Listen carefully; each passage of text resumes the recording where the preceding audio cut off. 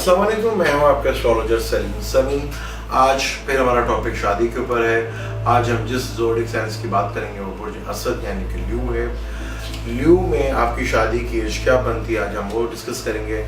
अगर एसेंडेंट आपका ल्यू है और मून भी उधर बैठा हुआ है, एसेंडेंट भी उधर ही है और मून भी ल्यू का है, तो आपकी ल्यू लगन में शादी की एज जो है वो 18 साल से लेकर या 36 साल की एज में शादी हो सकती है।